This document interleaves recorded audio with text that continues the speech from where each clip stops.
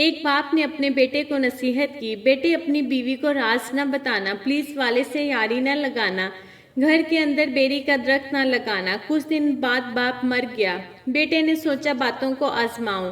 بیٹے نے پولیس والے سے یاری لگائی اور اس پر جان دینے لگا۔ گھر کے اندر بیری کا درخت لگایا اور شادی کر کے بیوی لے آیا۔ 2-4 سال کے بعد بیٹے نے آزمانا چاہا۔ اس نے ایک بکرے کا سر لیا جو پورے کا پورا خون سے نچڑ رہا تھا۔ اس نے اوپر سے سفید کپڑا جو خون سے آلودہ تھا اچھے طریقے سے لپیٹ کر گھر لا کر خوف زدہ انداز میں گھر کے صحن کو کھود کر دبا دیا۔ بیوی دیکھ رہی تھی۔ اس نے پوچھا یہ کیا ہے؟ بندے نے کہا یہ آپ کو نہیں بتا سکتا ہوں۔ آخر بیوی نے اپنے پیارے پیارے انداز میں پوچھا کہ بتائیں نا۔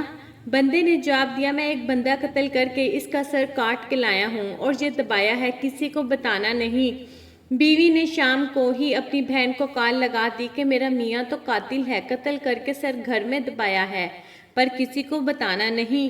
بہن نے اگلے دن محلے کی عورت کو یہ سب بتایا اور اس عورت نے آگے مزید عورتوں کو۔ آخرکار بات ایس ایچ او کی بیوی تک جا پہنچی اور اس نے اپنے میاں ایس ایچ او کو بتایا۔ اگلے دن پولیس نے بھاری نفری کے ساتھ اس کے گھر چھاپا مارا اور اصل میں یہ وہی ایس ایچ او تھا جو اس بندے کا دوست تھا۔ اس نے آتے ہی 2-4 بیلٹ مارے اور سختی سے کھینچا۔ اتنے میں اس کی پگڑی گھر میں لگائے بیری کے درخت سے اٹکی اور ایس ایچ او کے پیروں میں گری۔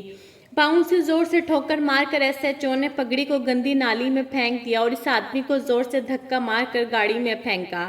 اس آدمی نے کہا تم میرے یار ہو خیال سے، تو جواب آیا پولیس والا کسی کا یار نہیں۔ کچھ دن بعد عدالت نے اسے سزائے موت سنا دی اور آخری خواہش پوچھی تو اس نے کہا میرے ساتھ میرے گھر کے صحن میں دبے قتل پر چلو اور اسے باہر نکالو۔